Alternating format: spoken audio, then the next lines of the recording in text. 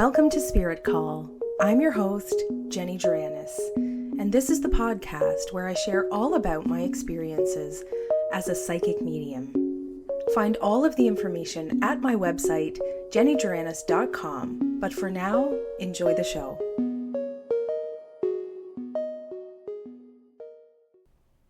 Hey Spirit Call friends, this is another follow-up episode about the fraudulent so-called physical medium that I exposed back in episode 22. So I strongly suggest you start there and then listen to episodes 23, 29, 30, and 31. This is part 5. So you may be surprised to hear me doing a follow-up episode after the last episode where I shared the leaked photos from the Basel Association in Switzerland. And I said that this should be enough evidence to prove that he is a fraud.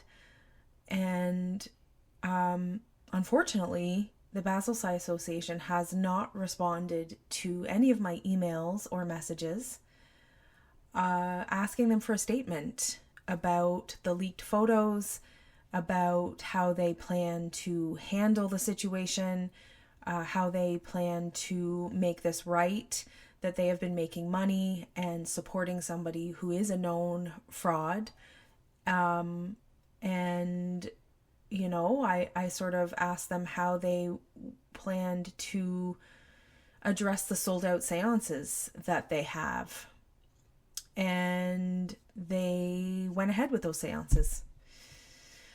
So, and chose to continue to make money. So it sure sounds like they prefer to make money rather than listen to the victims in their community that are speaking up. So it's really disappointing the way they've handled this, but what's done is done. So we shall move on from here. This means that I have to continue speaking about this and raising awareness about the fucked up shit that is happening within the spiritualist community, within the mediumship community, and this quickly gaining in popularity physical mediumship community that I found myself in for a year of my life. So that's that. This interview that I'm about to share with you was actually recorded in the end of June. I don't remember the exact date.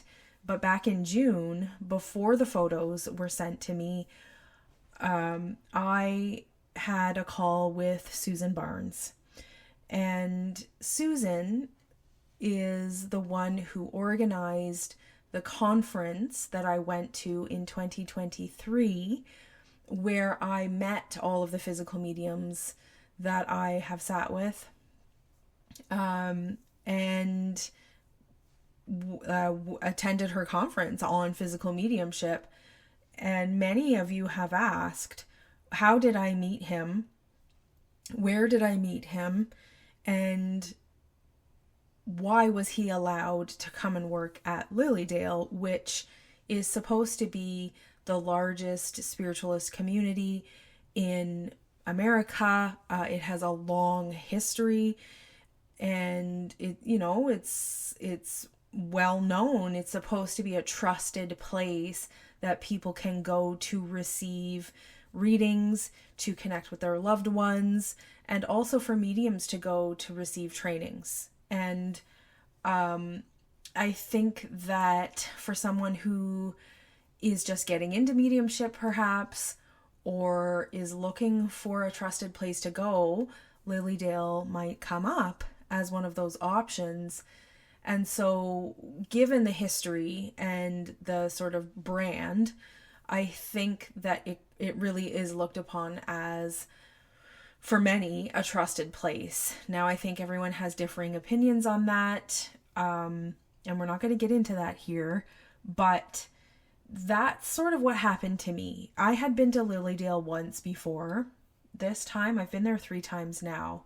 But before I went to the physical mediumship conference that Susan Barnes hosted, I had only been there once before.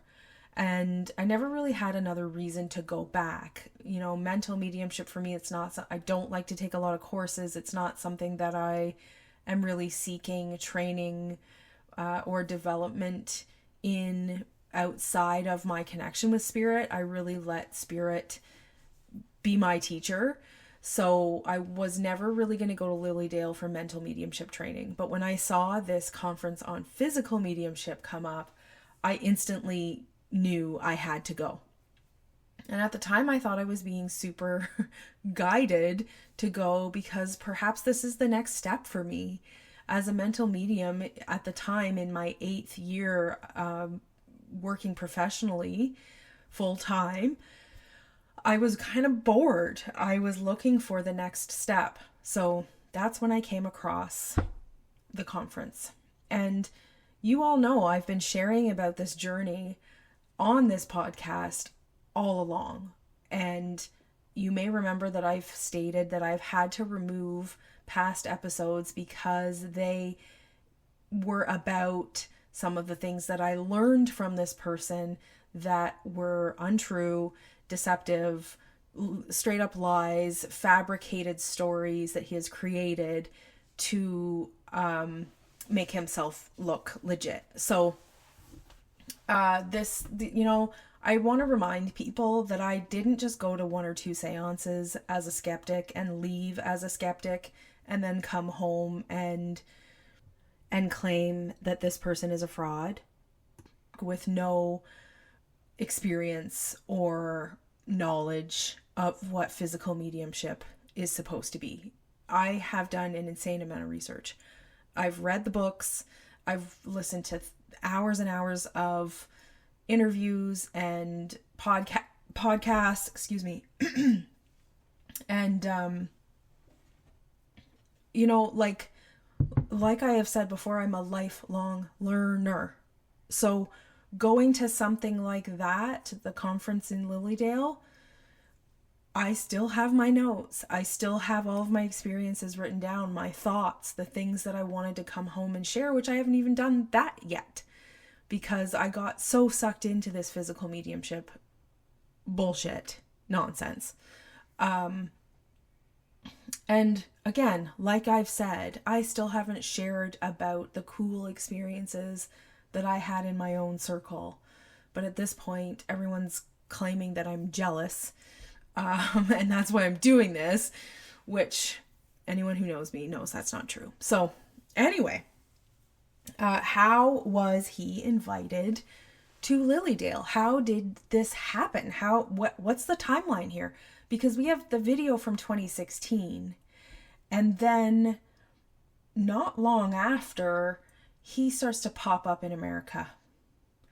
So I called Lilydale, I called the office, and I asked them their process for organizing events and welcoming mediums or teachers to come and teach at Lilydale. And they told me that they researched the background, their website, social media, and determine if the person is a good fit. But because this was a pre-season conference, essentially they were like, you have to talk to Sue. This is her thing. She's the one who was in charge of all that. You'll have to talk to her. So that's what I did. I texted her and I said, I'm not out to attack you. I really just want to know, what's the story here? How did this come about? And so what follows is the interview that I did with Sue. It's just a phone call where I asked her those questions. What were you told? Did she, I wanted to know, did she know about the video? What was she told about it? And why did she think that he should come to Lilydale? So I hope you enjoy this interview, and here goes. Dr. Barnes is a retired communication professor, an international medium, and tutor. As an academic, she taught at the Rochester Institute of Technology and Fordham University. She spent over 10 years training at the Arthur Findlay College and Barbanel Center, where she studied mediumship, trance, and physical mediumship.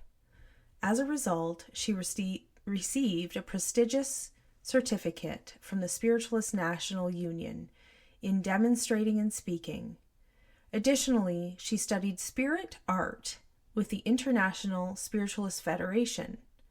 Her spiritual teaching included being a tutor for the SNU, an instructor for 2 global afterlife research and education Zoom meetings, mediumship and spirit art, and a teacher for the Lilydale Assembly, where she runs metaphysical conferences. Sue has lectured and demonstrated mediumship in the United States, Canada, and Europe, and regularly in online global meetings. She is an award-winning author of 11 books, including Unfolding Physical Mediumship and Visual Spirituality. She had a weekly radio program, Spiritual Support with Dr. Sue, broadcast on the Bold Brave Media Network and YouTube Live. She's an Edgar Cayce life coach and working with the foundation in Virginia Beach. Well, I've been in Lilydale since 2006. It's a pretty neat place. Lots of history there, that's for sure. Oh, yes.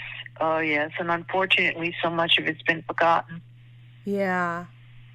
Well, that's what I really loved about your conference in 2023 was you were bringing back so much of the physical mediumship stuff and, the research you'd done, and the presentation you gave on the first night was just really great, because I did feel this sense of those old stories, right? And spirit coming close to, I felt like there was definitely interest in the spirit world and what you were doing there. So that was really fun. Yeah. So if you're okay to speak, like I said in the text, I'm not out to attack you. I'm really just trying to understand the bigger picture of the storyline. And I do want to make it clear what his relationship to Lilydale was. Okay. Yeah, I mean, that was all me. Yeah. Yeah, well, I spoke to the office, and that's essentially what they said, was talk to Sue. So, I mean, in essence, I was renting the space from them. Right. And that's what I think, for me, what I was kind of looking into was it a Lilydale event or not? No, it was not a Lilydale event, per se. I mean, it was not a Lilydale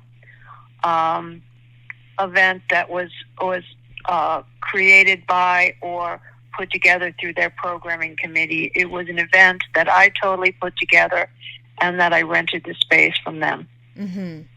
I was totally in charge of all the finances of that conference. Okay. Got it. I did enjoy my time there for sure.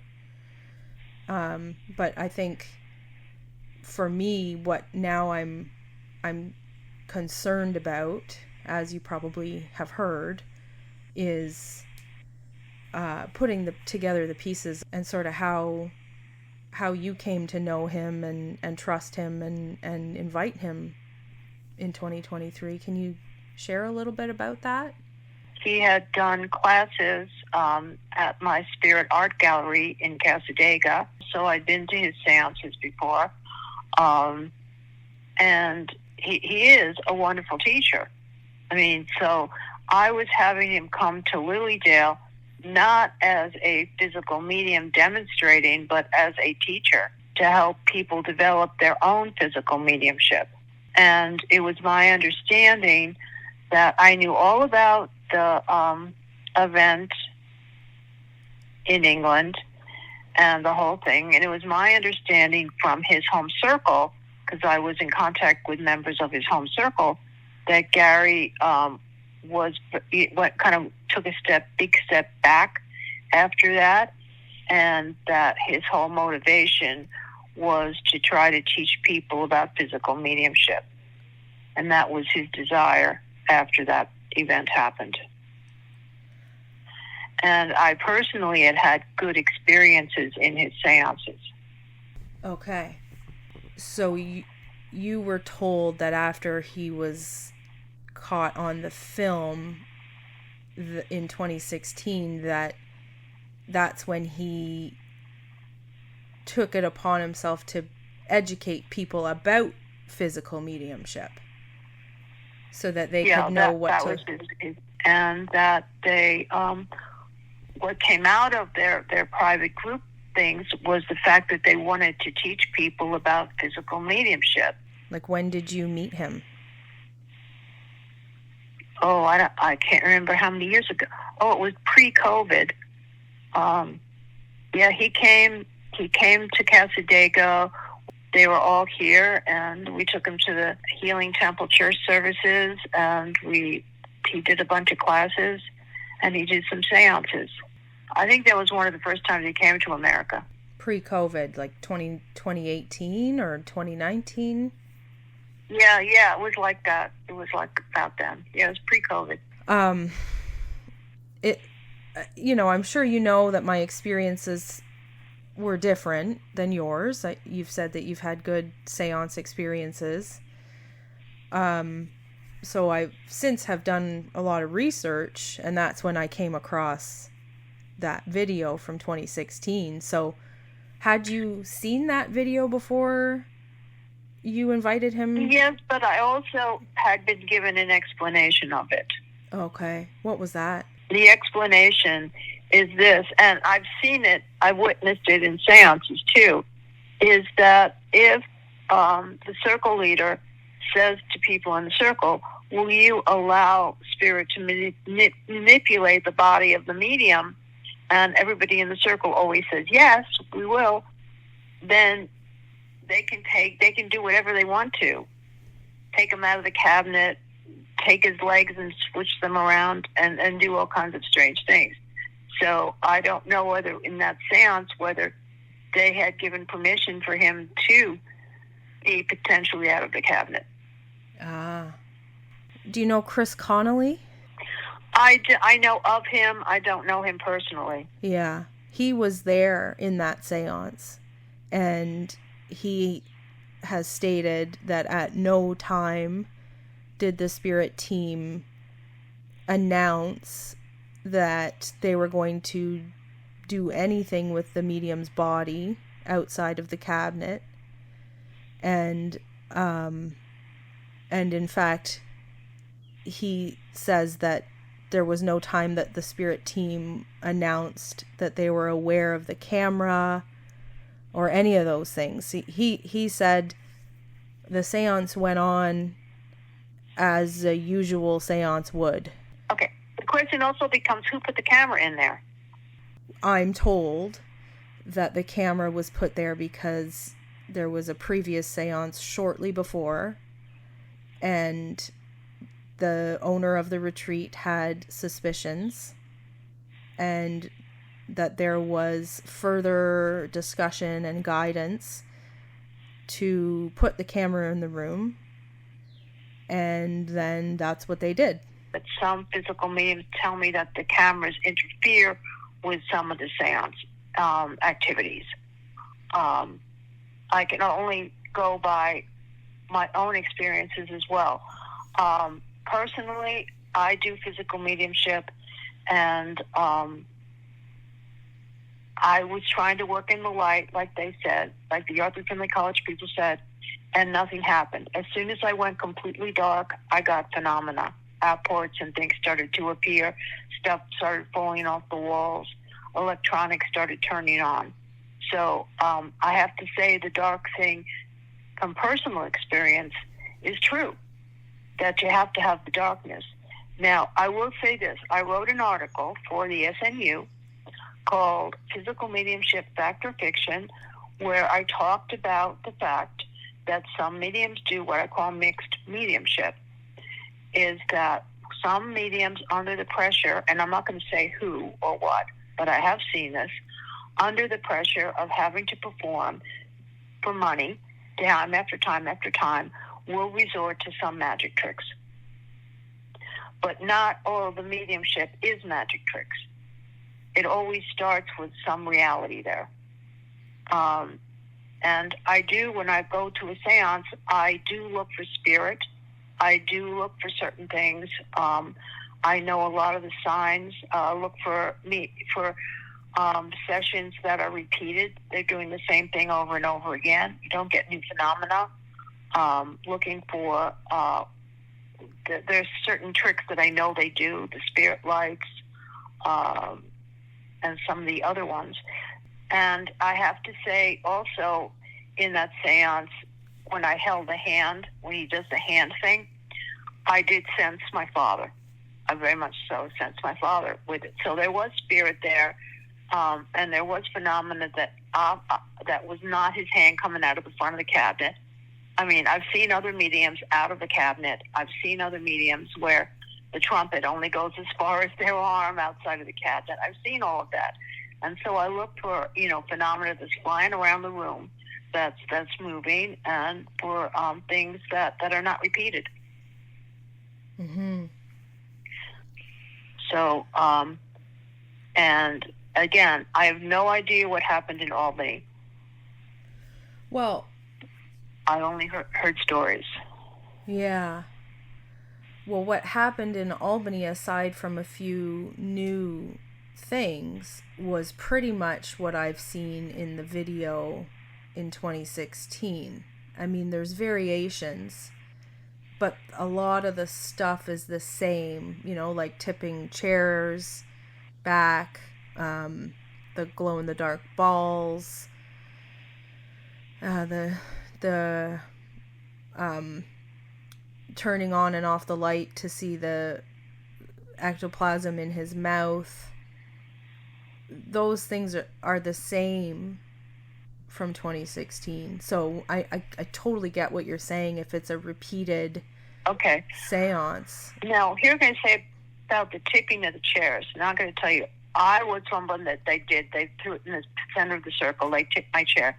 Now, when my chair was tipped, I felt 4 sets of hands, mm-hmm. not 2. Mm-hmm. I had 2 on the chair. I had 2 on my head. Yeah. And so when they took me in, and it was at Neil's, and it was a very small room, and they had 2 of us in chairs in the center of the room moving around at the same time.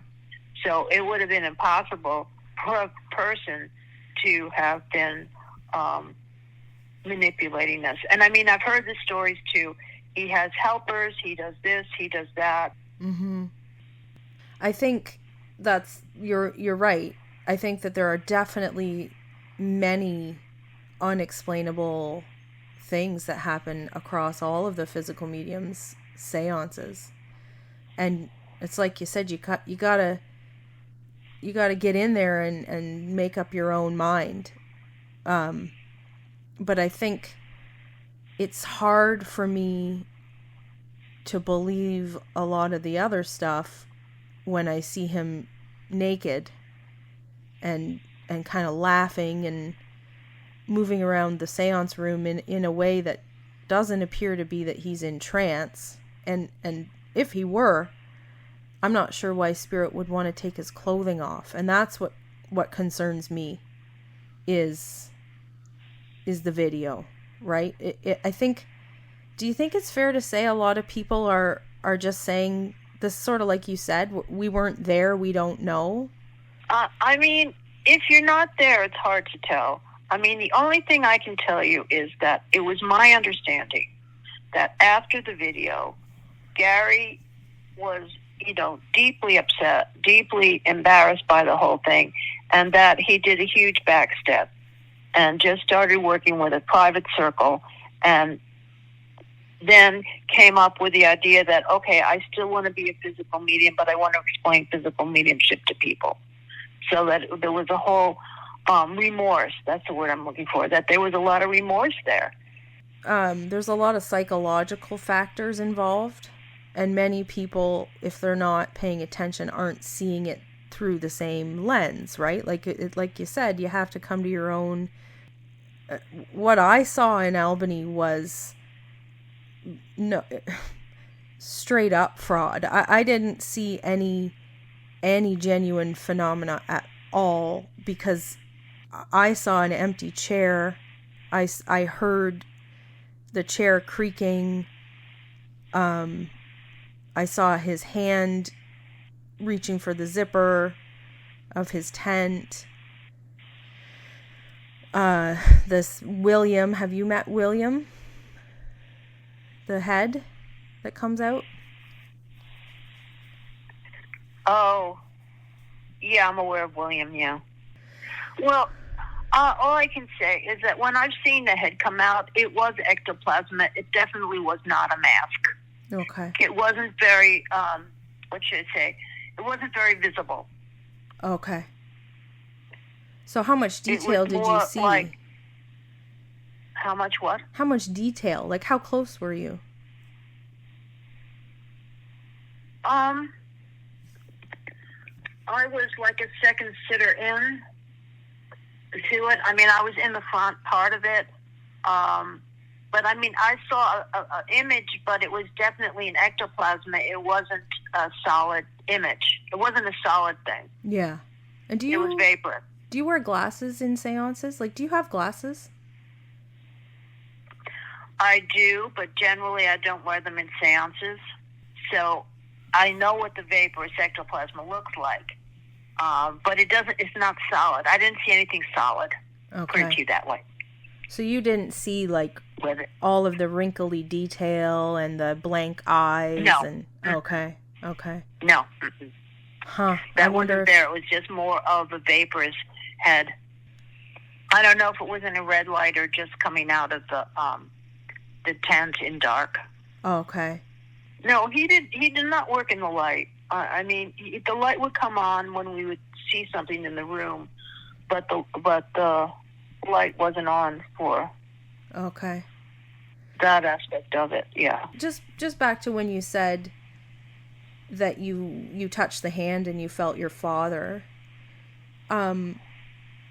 Did it feel like your father's hand, or was it the presence of your father? What happened there?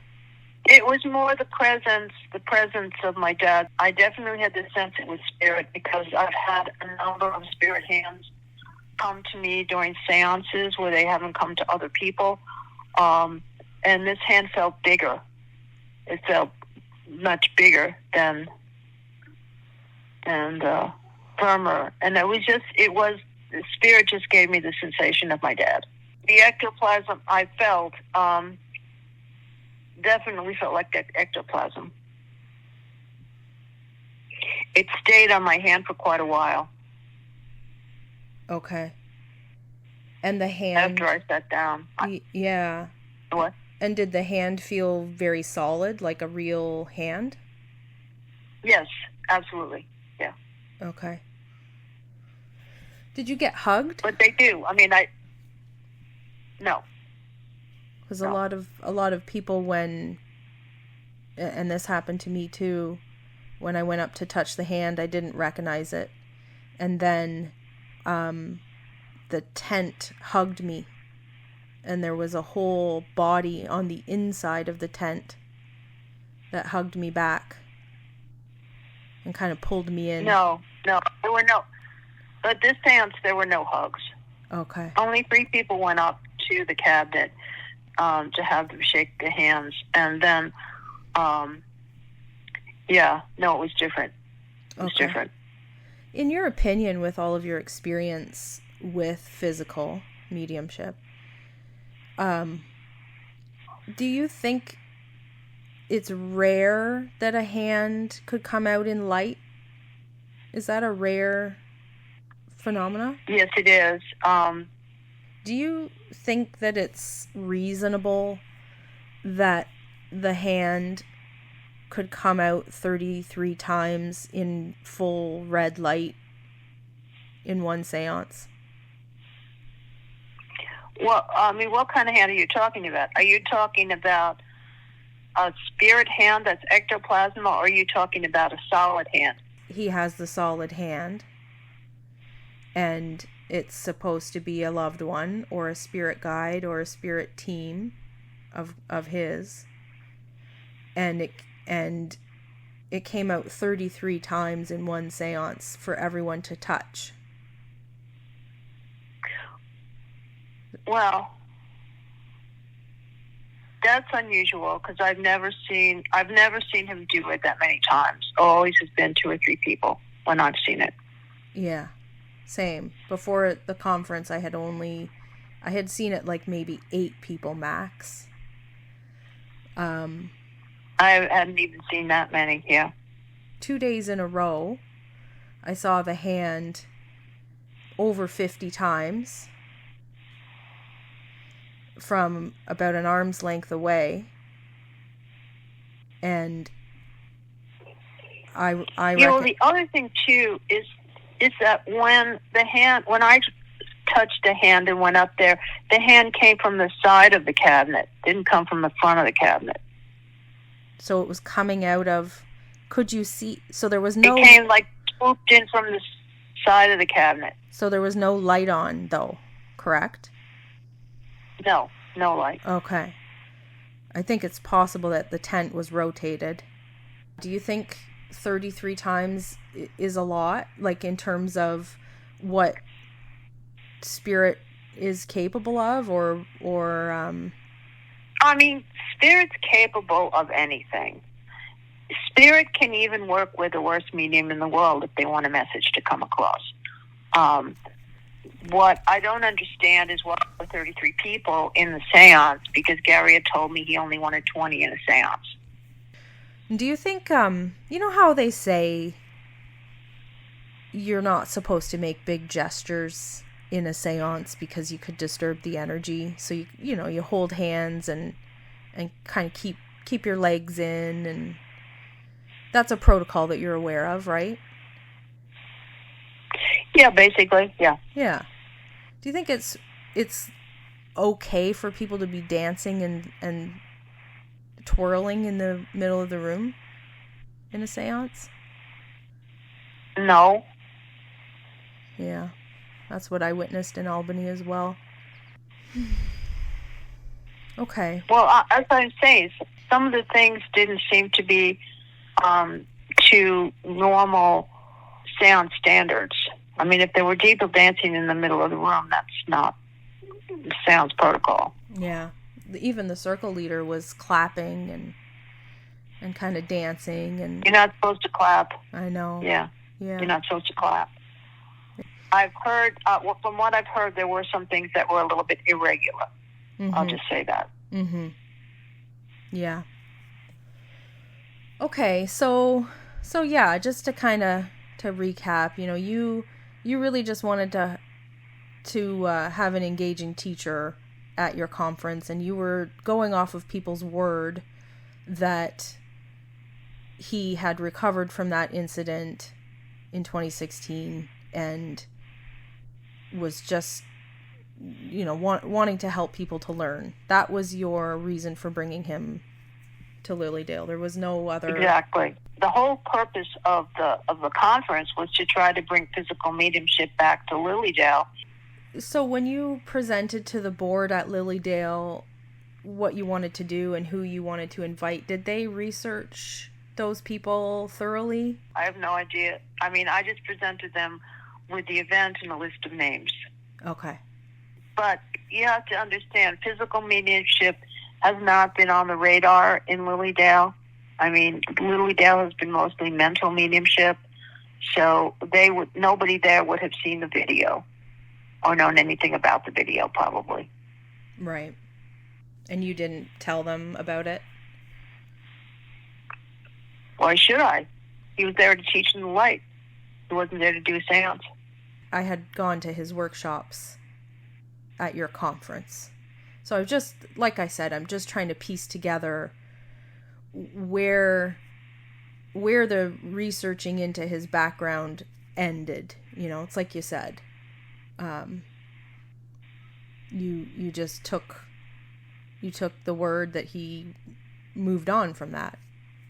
So I just took his word that he was remorseful and that something like that wasn't going to happen again, and that his team was aware of it, and but see, the bottom line was this: Lilydale won't do dark seances just for this exact reason that you're pursuing this. So I knew that it was safe to bring him here because he was going to be working in the light. He was going to be teaching. Mm-hmm.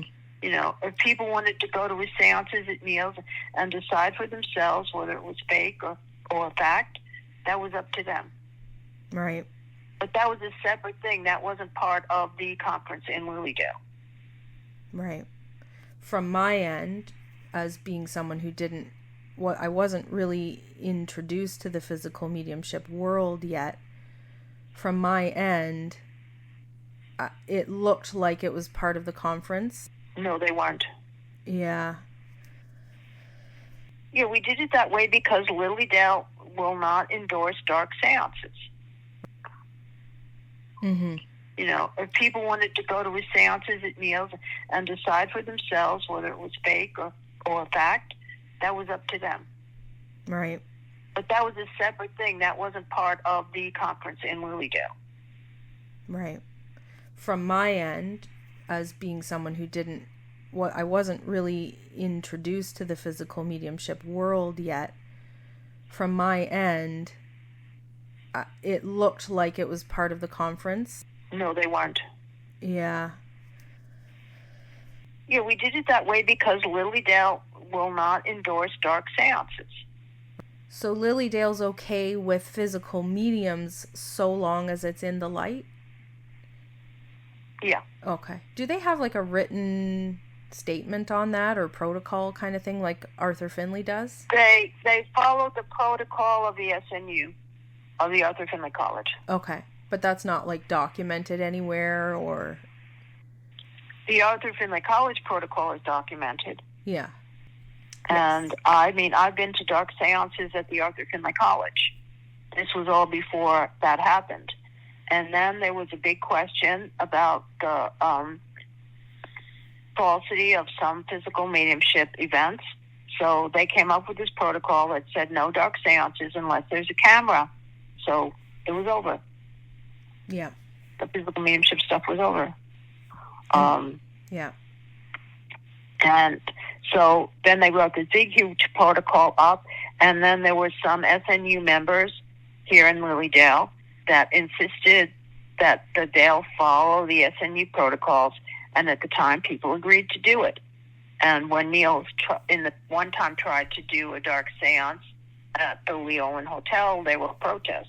I mean, it was a very heated, controversial topic until I brought it back, and I brought it back with trying to tell people that there's a lot of stuff that's physical in the light, and bring back slate writing and bring back a number of things that we do in the light here, and the trance and the transfiguration is in red light. That was okay. Okay. Well, what's done is done. I just want to let you know that it wasn't really clear to me that the seances weren't part of the conference. I can see it now, like you say, but as someone who, like I said, I wasn't really part of that world, it felt to me that it was workshops in the day, seances at night, and so from an outsider's perspective, it looked like a Lilydale event, and I know the seances were optional, but it felt to me and looked to me that it was all sort of backed by the Lilydale brand, so to speak.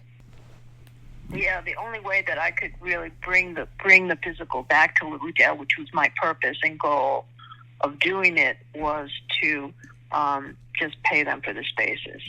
Yeah. Yeah. Okay.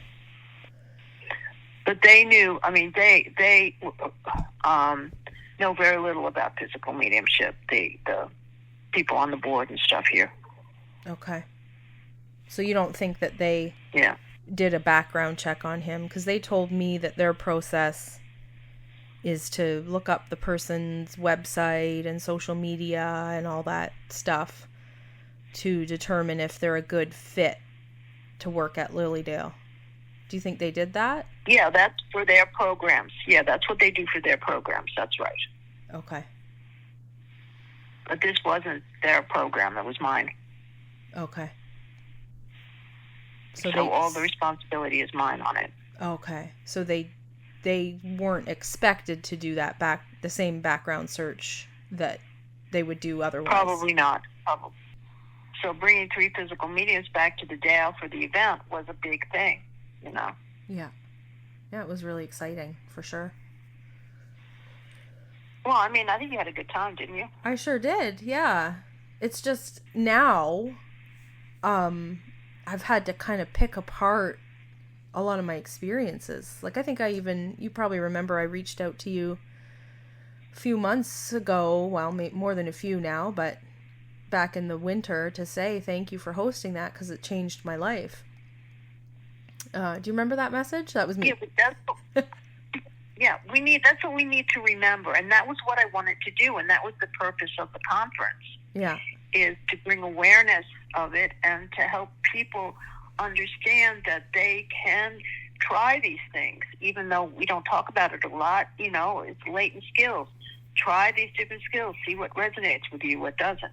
That was my introduction to seances. And so I did have a great time, but now it's, I think, more on the side of like psychological damage, to be honest. And I'm not blaming you for that. That wasn't your intention.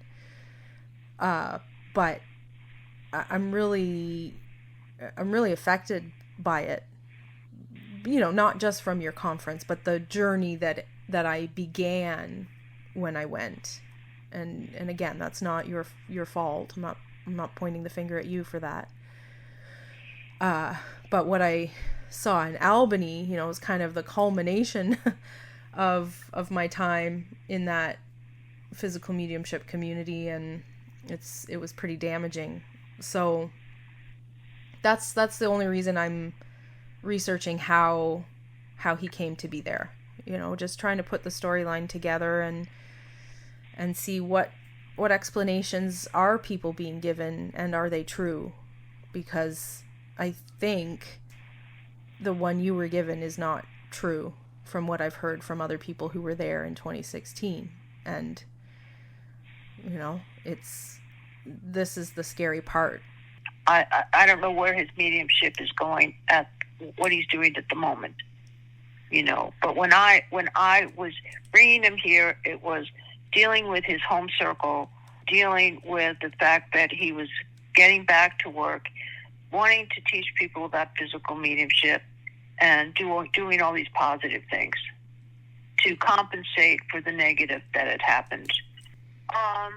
That's the only explanation I've been given, but no, I mean, they did not say it wasn't fake. They did not try to rationalize it at all. It happened. It was out there. It was a perception. Have you experienced mixed mediumship? I know you speak about it in your book. Yes. and your articles. Have you experienced it in a seance with anybody? Yes. So you've seen things that you would say were legit, and you've seen other things that you would say were not in one seance? Absolutely. Okay. Yeah. What's the examples? Yeah. Like, what would you say was not legit in a seance that you've witnessed? Well, there was no spirit. The person kept talking about wizards. They used those fake little lights. So I was aware of some of the tricks that they use. Also, I saw the medium out of the cabinet. The trumpet only flew at an arm's length from the cabinet. I mean, and it was just, he was repeating the same thing over and over again. Each seance was the same pattern over and over again. Yeah. Because I sat with him several times. So who was that? No, I mean, I knew it was faked. Who was that? I won't say who the medium is. Okay. Yeah. No. So you felt... Now, other people, I have to tell you something, other people swore that the best seance in their lives came from the same medium. Right. Exactly. So what do you think causes that? What do you think, if you can see, this is totally fake, and another person is raving about it, what do you think is the explanation for that?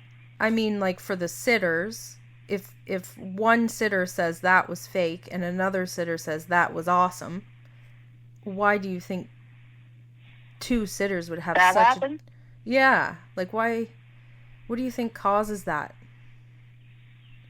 Oh, but I mean, part of that's individual personalities. I mean, I've been to seances and had my friend come out and say, "Oh, that's totally fake. This is magic. This is da da da da da da da." You know, and I'm sitting there going, "Well, I felt spirit." You know, if you're attuned to spirit and you can feel spirit, you will. If you're in the mindset of no, it's going to be all fake, then you're not. And you can't change the mind of someone who doesn't believe it's real. Yeah, I see what you're saying there. But if you think it's real and then suddenly you catch a glimpse of something that's not, you know, I think we have the like either you believe or you don't. And I put myself in the middle as somebody who didn't believe, then I did believe, then I really wanted to believe and I refused to look at evidence. And then I saw for myself what I saw. And now I know that I don't believe in one person, but I'm still questioning everything else. So there's that scenario too, right? Like there's not just either you believe or you don't. So that's kind of what I know. Yeah. No, Yeah. I mean, and then there's the mixed mediumship one too, which is that sometimes they add a little embellishment. I mean, that's the way I explain it. Yeah. And are you okay with that? Sometimes, like on a personal level, does that bug you? I don't think it's right. It's not right to the spirit world. Right. Yeah. It makes it so hard, doesn't it, to... It does, because people aren't educated. I mean, and the big thing is, and that's where you can help, is to educate people. You know, what are the signs of fraud? I mean, I know I addressed some of this at the conference you were at in the beginning. You know, I mean, there are signs, and you look for them over and over again. Yeah, shaking the hands of 30 people over and over again is suspect. Yeah. You know, 2 days in a row. And just for context, that was 2 days in a row. And then also, I know someone who was in the seance the day before me, and she saw the same thing. So that's 3 days in a row. Do you ever think sometimes that the spirit teams can just deliver what protocols they need to have in a fake seance and we just believe it? Like, do you know what I mean? How are we... Spirit would never deliberately do anything fake. Right. So we, you know, a lot of people say, well, ask the spirit team if the medium is a fraud. But if the medium's a fraud, the spirit team is going to say no. So how do we know what genuine protocols that we need? How do we know what is fake and isn't fake if we're believing a spirit team that's not legit, right? Like it's... Well, I mean, here's the issue, and this is a problem. There are very few people that can really sense when spirit is genuine and when it's not. Mm-hmm. Unfortunately, I happen to be one of those people that can tell the difference. So even with mental mediumship, I know when the medium's with the spirit world and when they're not. So that's one of the skills, but obviously everyone's not going to be able to do that. So, I mean, part of it has to also be, you know, the emotional impact. But then I know some people that would also say, and this has happened to me with the mediums, people have told me they've compared the West Coast of America mediums to the British mediums, and the West Coast mediums don't give evidence. And then other people say, well, that's not real mediumship, and there's huge argument. But then a friend of mine said to me, yeah, they may not have given evidence, but the person who received the message was moved by it. So, I mean, part of it becomes, how does the individual react to it? Right, but do you think... You know, if somebody's being moved by something in a seance, you know, then, you know, you can't deny that. Right. But I think from what I've learned is that the point of physical mediumship is so that everyone can witness the same thing at the same time. So, basically, yes. Yeah. So if everyone's having their own kind of individual experiences, like for example with the hand, you recognized or you felt the presence of your father there when you touched the hand, and you felt like the hand was bigger, but nobody else said, Susan, I feel your father, right?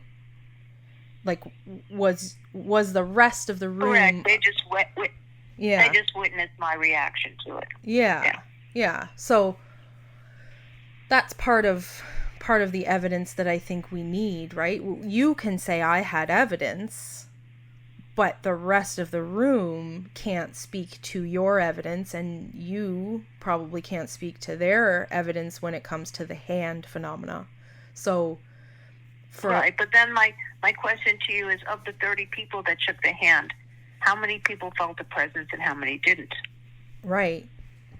But I think there's a lot of people who had a lot of emotions and expectations.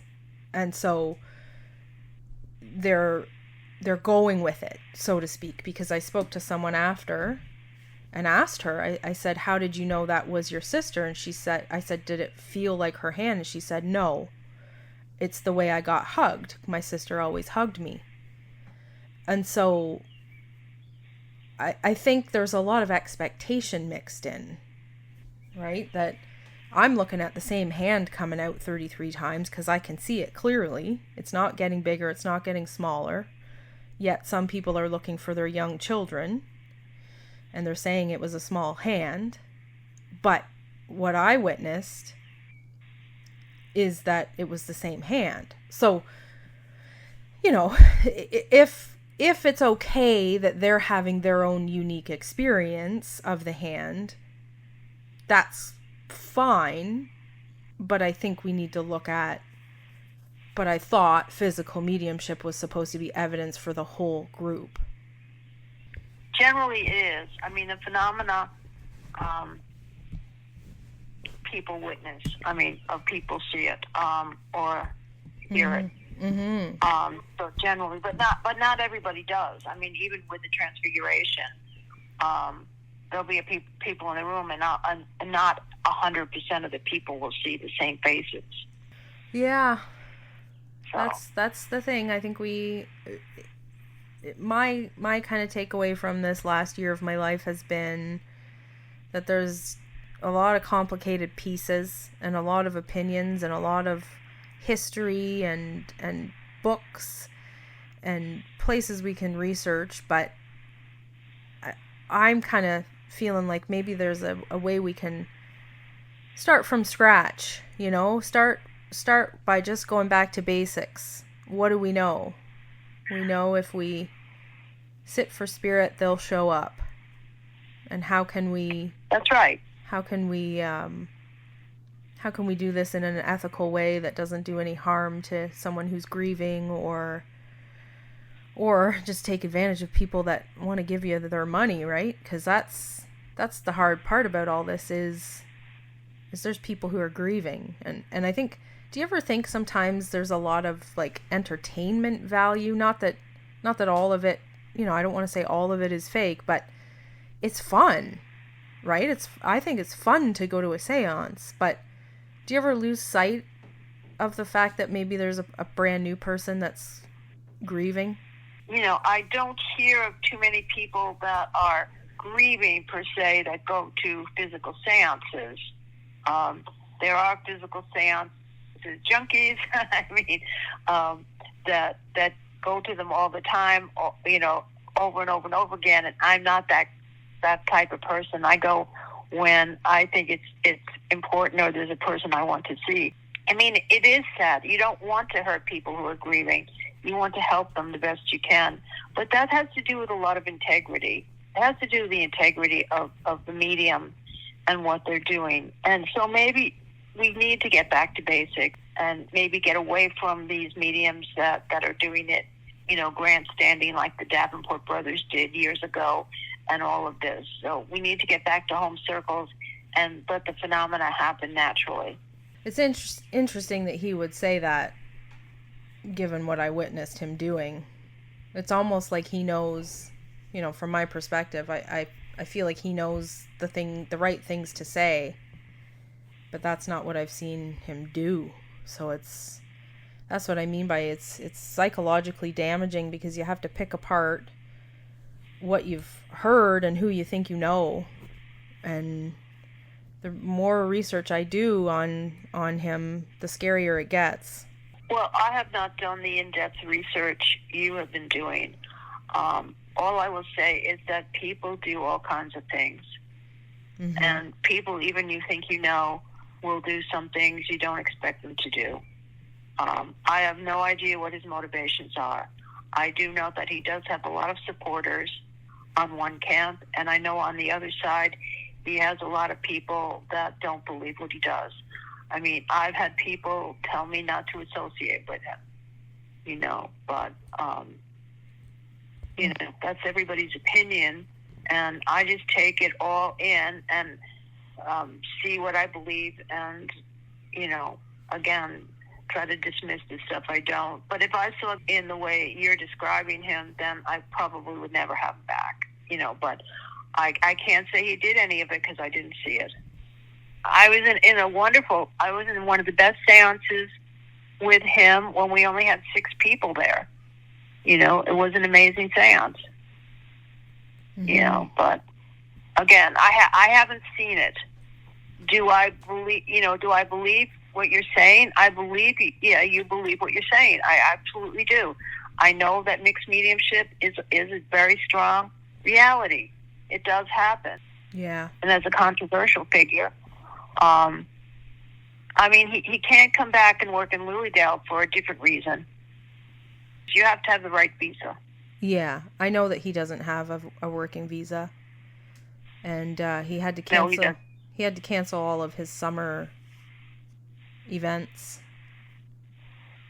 I don't think he's going to be back anyway. I just say good luck. What's that? Good luck with that. Yeah. I say good luck with that because other mediums that were here with Lilydale, I've tried to get them to come back, but they won't because they don't have the right visas. Yeah. They absolutely refuse to come back. And people that would want to. Yeah. Well, I think it's a pretty hard process, isn't it? Especially in that kind of field. Like if anyone. From what I've heard, it's difficult. And I've also heard that mediums that were working down in Casadega, Florida, that didn't have the working papers were banned from the United States. Yeah, and then the government has not allowed some people back over the border. So Lilydale just made a general policy that you have to have the proper tax information or papers, or they're not going to let you work. Okay.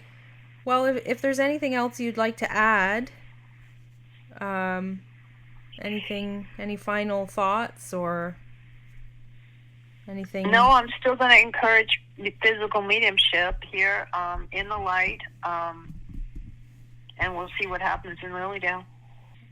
Keep in touch. Okay. Alrighty. Okay, Susan. Thank you so much. You missed a good conference this year.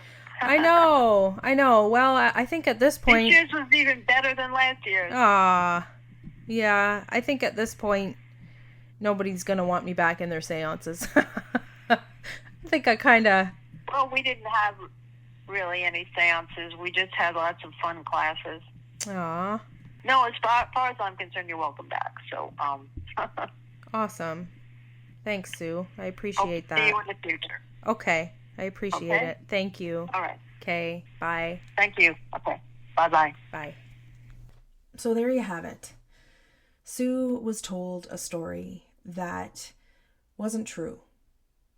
She was told that during the seance, it was announced that they would be manipulating the medium's body in 2016, and perhaps that could be why he was seen out of the cabinet in the video footage. And I think that this is the problem here, people, is that too many people, myself included, are seeing this evidence from the past and saying, I don't know, I wasn't there. We are still wanting to believe. It comes down to our desire to believe. Because when I watch the video, it's obvious to me what's happening there. It's obvious. But I had to go through a deprogramming of sorts in order to be able to see it. So this story is not something that I've heard from others. In fact, he doesn't even state that in his video about the 2016 footage where he addresses it. I don't think he mentions at all that it was announced that he would be taken out. And we know from interviewing Chris Connolly that at no time did they say they were going to take him out of the zip ties and out of the cabinet. So it's interesting to me when I hear these explanations and these stories, cover-ups essentially, where are they coming from? And what I've really learned over the last 4 months is that he can't really speak to any of it. And so someone out there is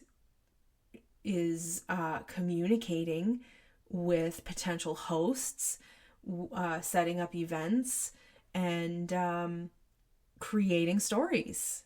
And who I would like to point the finger at with that is his circle leader.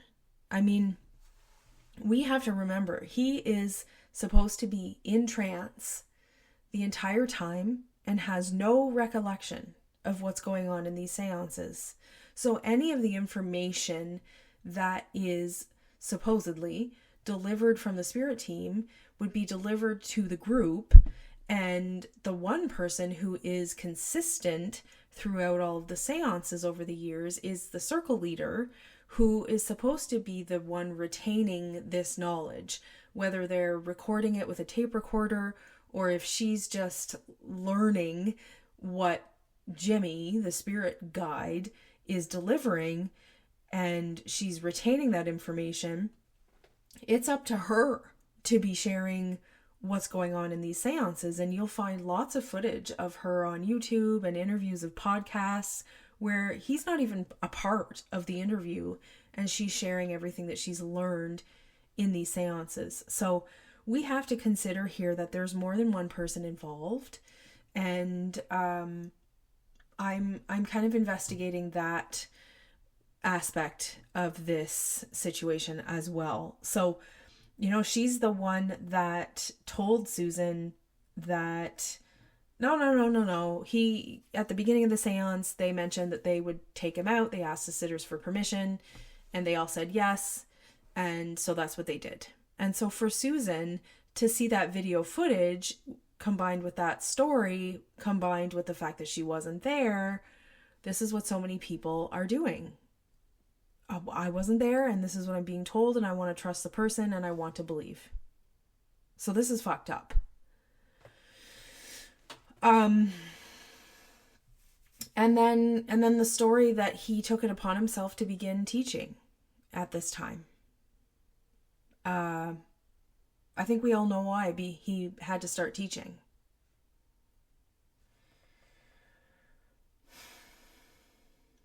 Another thing that Susan mentioned was who put the camera in the room in the first place. There's so much focus on why was the camera there and not on who cares that the camera was there at this point. Who cares what the actual motivations were, whether it was jealousy, competition between the other physical mediums. Who cares? All these years later, who actually cares at this point? What we should be focusing on is that for whatever reason, there was a camera in the room and the camera picked up him walking around naked. That's what we should be focusing on. So please, if you're listening to this and you're struggling with the fact that there was a camera in the room, think about that for a sec. Like, just think about it for maybe more than 30 seconds and ask yourself, what does it matter why the camera was there? Look what we see in the footage. That's more important, okay?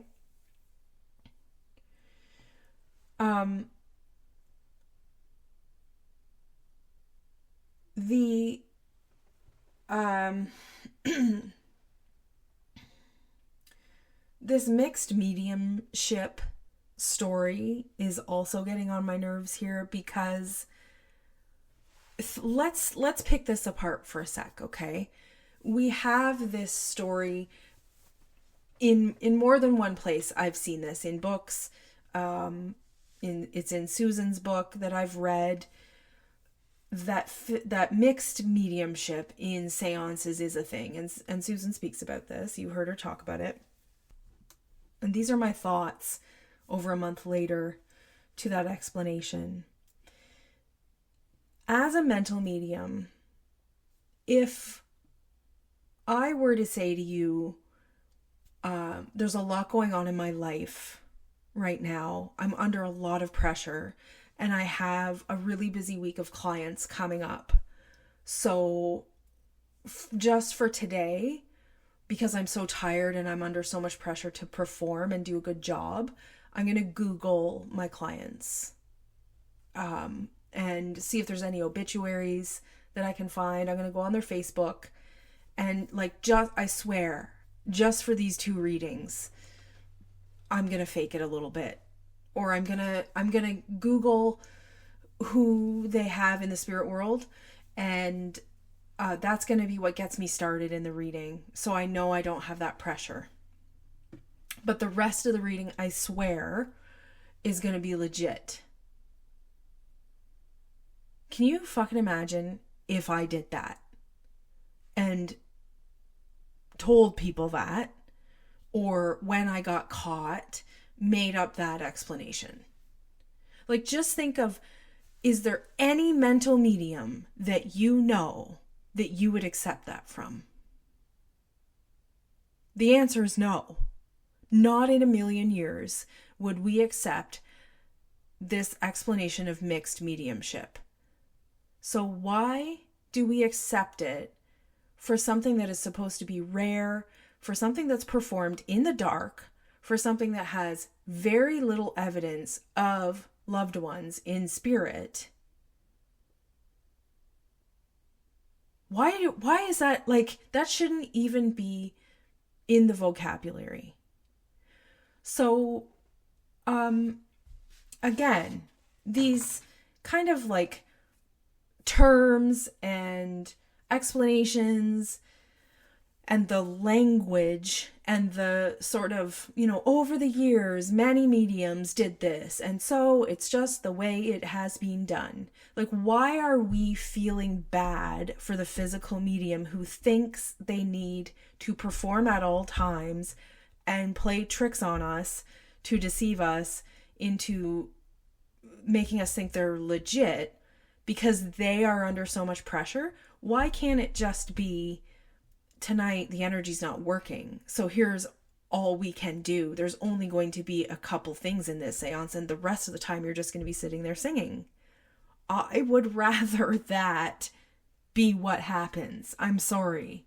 I would rather the medium say, it's probably not going to go well tonight, but we'll try. But you see, there's money involved. There's money involved. It comes down to money. So maybe physical mediums shouldn't be charging money for dark seances anymore. Maybe something needs to change there. What do you guys think?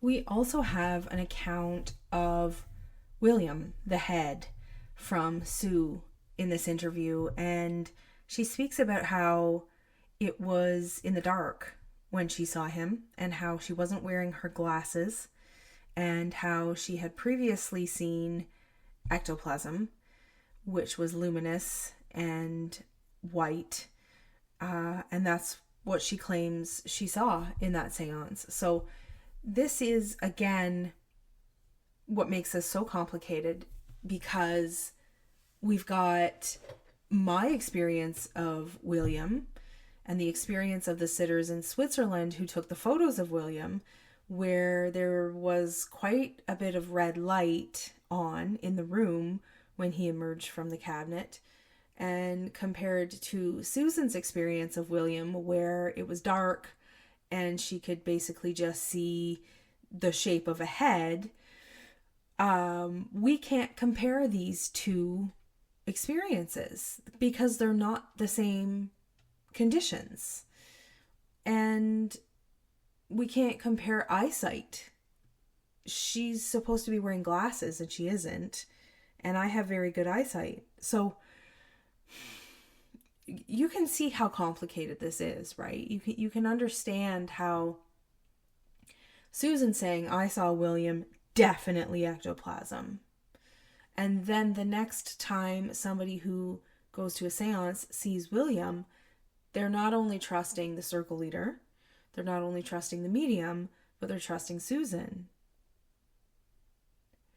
And I'm not attacking Susan in this statement. I'm just saying this is what's happening here. This is the reality of this community, of the programming that's involved with these seances. Let's talk about the ectoplasmic arm for a minute here, because Sue mentions becoming aware of her father as she held the hand. And I was told in the seances that I went to that this hand will change shape and size to be a replica of the hand of either your loved one, your spirit guide, or one of the medium's spirit team members.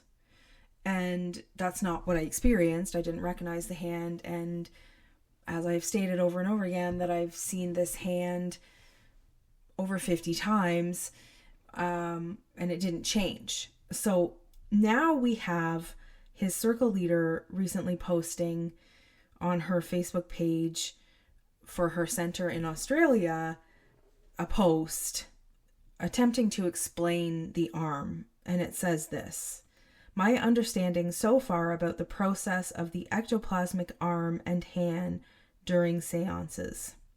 Ectoplasm is an extension of the medium's nervous system and is very sensitive to touch, light, sudden jerks, etc. To protect the ectoplasm during phenomena, the ectoplasm is coated with photoplasm, which is energy taken from the environment, sitters, and so on. The photoplasm will break down first and so protects the ectoplasm from being harmed. As photoplasm breaks down in light and on touch during the ectoplasmic hand connection with the sitter, it will feel slimy to touch the hand. During a seance, first 3 sitters are invited by the spirit team to come to the cabinet to feel the ectoplasmic hand, which is inspired by the loved one in spirit via the ectoplasmic mass forming the arm and hand. The ectoplasm, as a conscious agent and extension of the medium's nervous system, directs the love and intention of the loved one in spirit towards the sitter. Then all other sitters are invited to feel the ectoplasmic hand, and depending on the energy available, spirit may use the medium's arm as a template and only build the hand with ectoplasm, instead of using all energy resources for 20 people by building an arm as well as the hand. From experiencing and witnessing this phenomena many times, I feel that where healing is strongly required and the sitter is open and accepting, this way of working also produces amazing connection with loved ones via the ectoplasmic hand. If the loved one is not yet able to work with the ectoplasmic hand, or not enough energy is available, a spirit team member who is familiar with this phenomenon will inspire the ectoplasmic hand with their loving intention towards the sitters. Sitters are frequently asked by the medium after the seance to look and compare his hand with the ectoplasmic hand they felt.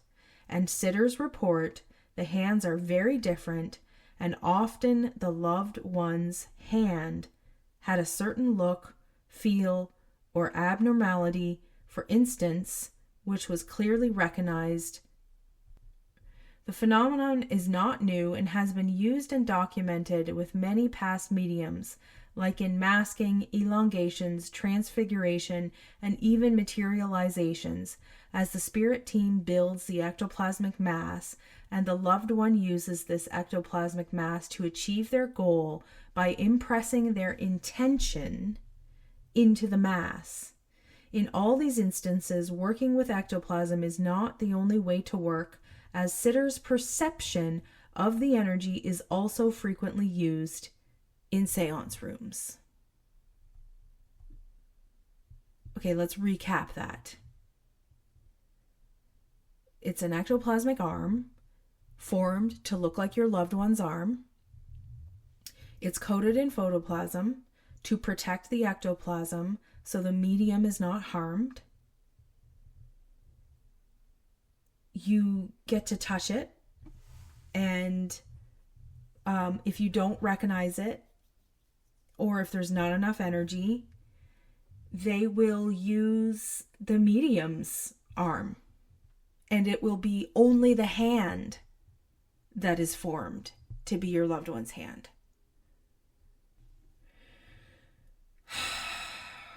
Are they saying that they're making a replica of his arm? Because there's not enough energy to make a replica of my loved one's arm, but it's definitely my loved one's hand. But if I don't recognize the hand, that's because it's his arm plus the hand of my spirit guide.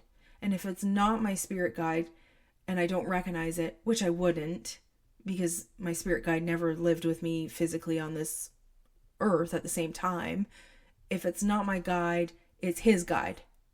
So there's 3 options, and there's multiple options for how the arm is formed.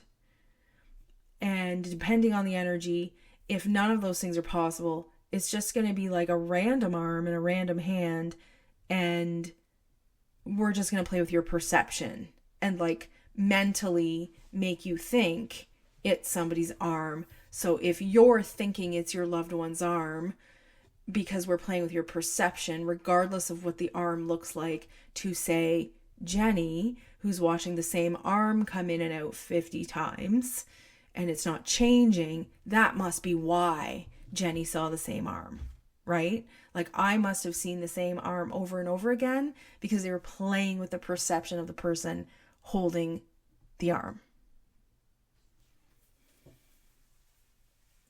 So when Susan says she felt her father,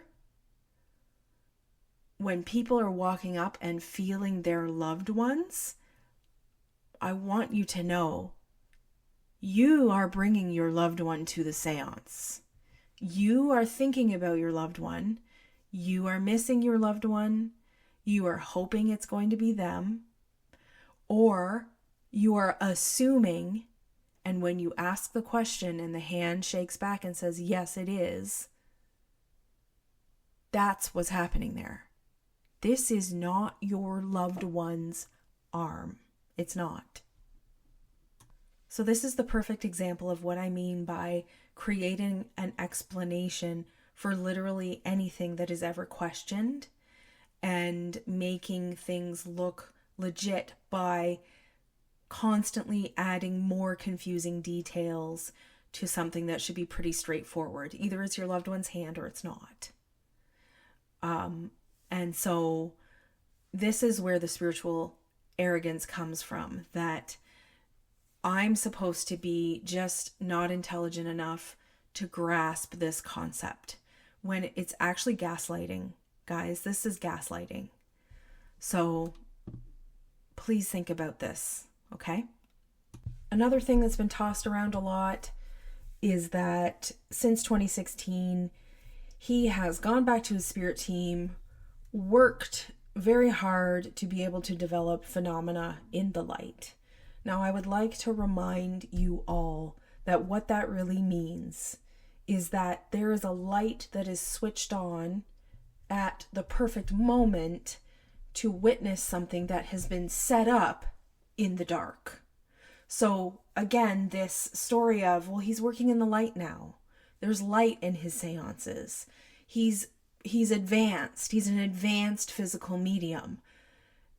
We don't need to prove anything to you in the dark because we have light. That's not true. It's not. The light is not on start to finish in the seance. And the explanation we're given for that is while they are like gearing up or doing the actual phenomena, they need darkness because then the energy, like then he won't be vulnerable to the light. And then once it's set up and spirit has like protected the medium, then you can turn the light on. So that's what that means. I have to remind you all that that's what that means, okay? Okay, so, we have these stories that are being created, these explanations that are being circulated not by him, but by his circle leader and by the people that are hosting him. And so when I started to look into when was he invited to come to America after the video, and who was the first person to host him? And I did some digging. I did some research. I found an advertisement from 2021, I believe. And you've heard his name mentioned in the interview with Sue. This is an advertisement in a newsletter by Neil, the one who hosts him at his home in Cassadaga, 11 minutes away from Lilydale. This is where I went to the seances when I was at the conference in the evening. And he hosts many different physical mediums in his house. So it says, the fraud is a world-famous physical medium and healer. He has been thoroughly tested by psychic researchers, probably more than any other physical medium. The results show beyond the shadow of a doubt that the phenomena his spirit team produces are genuine. This came about to counter a biased video that was made and circulated years ago, insinuating that G was a fraud. From great trials come great blessings. Much of the work his spirit team does now is in a lighted condition so that all can see that there is no trickery involved. He did 2 seances at my home several years ago, and I am glad to host him again.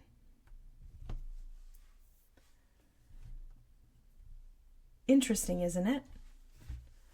Thoroughly tested, more than any other physical medium in the world. It shows beyond a shadow of a doubt that there's no trickery involved. And this, because of the video insinuating that he was a fraud, he now works in the light.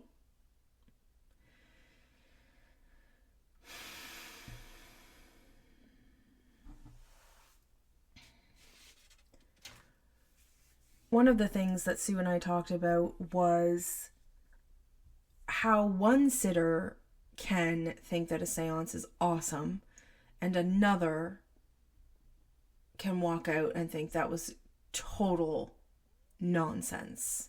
All of that was fake. I can't believe you believe in this. And what I've come to learn is that there is a programming process involved here. That you do research, you read books, you go to workshops, you hear from friends and family members that have gone, You meet people who have a long-standing history with spiritualism, who are connected to places like Lilydale, and you trust them and you believe them. And for myself, when I was at the conference, it was a couple days before I actually went to a seance, but I was at the workshops all day, and I met 2 different physical mediums there before I had attended a seance. And I called home to my husband and I said, I want to get the hell out of here. This is nonsense. These 2 physical mediums are insane. This guy's insane. And that was a different physical medium who was talking about apports. He claimed that he apported a hamster through his belly button. I haven't started to talk about the other one yet, okay? I'm really focusing on this one fraud. But I have so many stories to share, it's not even funny. So there was a programming process in my mind where I ignored so many red flags. But when I first went to my first seance with a different medium than the one we're talking about in these episodes, something in my brain switched. Something happened, and I remember the moment it happened. I can put myself back in that chair and almost like witness myself being programmed, being turned into a believer. And so if you're not programmed yet, if you just don't really know much about physical mediumship or what it's about, and you don't have these conversations ahead of time or whatever, I think it's easy to go to a seance and be like, what the fuck was that? And so we can't actually go by that. Like we don't want to have skeptical people go and ruin our fun and question things that we believe in, because I've noticed a lot of spiritual arrogance in this community where it's almost like if you don't believe, you are an idiot. You're not intelligent enough to be able to grasp these concepts. And so, like, don't come here and tell us that we're the idiots. It's actually you. You know, like, that's the whole mentality around this stuff. And so that's part of the programming. So I've had to spend a couple of months here deprogramming myself to be able to see what I see. So again, we can't really compare one sitter to another necessarily, because there's more to the story here. There's more to this process of who believes, how long they've been in this, how much research they've done, what they've been told, who told them, when, why, how, and what they truly want to believe. It's what they want out of this that matters, and we can't compare. So I just want to say, I have compassion for those that have been programmed and manipulated. I am worked up. I am angry about what's being done in the mediumship community and how it is affecting mediumship as a whole.